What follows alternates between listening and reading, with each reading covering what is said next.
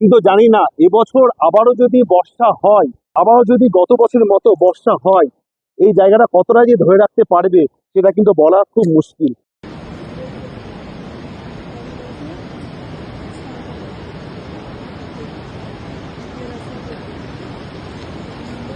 প্রথম আপনাদের যে ভিডিওটা দেখালাম সেটা ছিল আমাদের নর্থ সিকিম বাইক ট্রিপের 2 এপ্রিল 2026-এ করা আমার ভিডিও, এবং দ্বিতীয় যে ভিডিওটা দেখালাম সেটা হচ্ছে আজকে 5 এপ্রিল 2026-এর সকাল 11টায় করা একটি ভিডিও।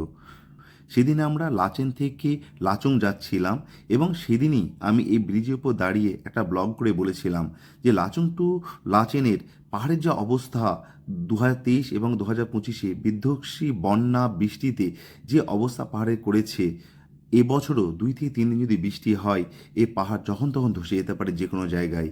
তো আজকে সেই দুর্ভাগ্য দিন আবারও চলে এলো। গতকালের একদিনের বৃষ্টিতে চুংথাং থেকে লাচেন যেতে ব্রিজটা ক্রস করে একটা দিক কিন্তু আবারও ধসে গেল। আবারও গুরুদাম্বার লেক তথা লাচেন বিচ্ছিন্ন হয়ে গেল নর্থ সিকিম থেকে। আমরা দাঁড়িয়ে আছি এখন লাচেন ব্রিজ। লাচেন ব্রিজ মানে চুংথাং থেকে লাচেন যাওয়ার আগে যে ব্রিজটা নতুন তৈরি হয়েছে, সাসপেনশন ব্রিজ। এই ব্রিজটা বেশি না, 7 থেকে 8 মাস আগে তৈরি করা হয়েছে। 2025 সালে যে বিধ্বংস বন্যাটা হয়েছিল, সেই বন্যাটার জন্য কিন্তু এই ব্রিজটা কানেক্ট করা হয়েছিল।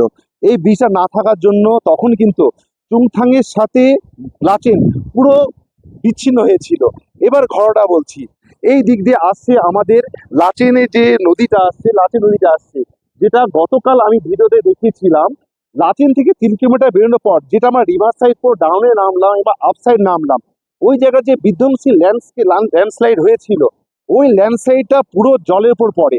তার সঙ্গে বর্ষার জল, জলের এত একটা বেগ চলে আসে, সেই জলটা পিছনে একটা ড্যাম ছিল, সেই ড্যামে গিয়ে জলের পরিমাণটা আরো বেড়ে যায়। তার সাথে এই যে পিছনে আরো একটা কিন্তু ফলস দেখা যাচ্ছে, এই ফলসটা কিন্তু এখানেও বর্ষাতে প্রচুর জলের চাপ আসে। এই জলের চাপ প্লাস লাচেন নদীর ওই যে ধস, এই দুই জায়গাকার ধস এবং জলের চাপে ড্যামটা ভেঙে পুরো চুরমার হয়ে যায়। তার সাথে এখানকার যে রাস্তা ছিল, রাস্তা ভেঙে চলে যায়।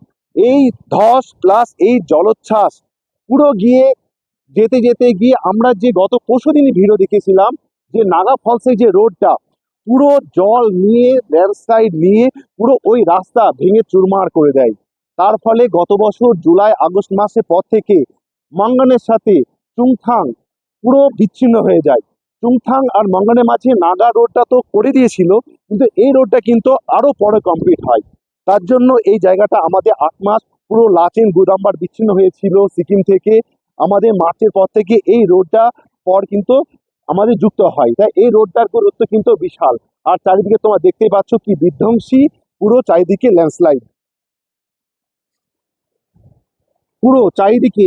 এই যে আমরা যখন লাচেন থেকে ফিরছি, সেখান থেকে চারিদিকে দেখলেই বোঝা যাচ্ছে যে কত মানে বিধ্বংসী ভাবে চারিদিকটা ল্যান্ডস্লাইড হয়েছে। কিন্তু জানি না এবছর আবারও যদি বর্ষা হয়, আবারও যদি গত বছরের মতো বর্ষা হয়, এই জায়গাটা কতটা যে ধরে রাখতে পারবে সেটা কিন্তু বলা খুব মুশকিল। তো দেখা যাক, বিআরও আছে, তারা আর্মি আছে, তারা সর্বক্ষণ সর্বোচ্চ সময় চেষ্টা করছে এই জায়গাটাকে ধরে রাখার জন্য। সকলে গ্রুপ ফটো হচ্ছে একটা, আমি গ্রুপ ফটো জয়েন করি, তারপর এখান থেকে আমরা এখান থেকে বেরিয়ে যাব লাচুংয়ের উদ্দেশ্যে।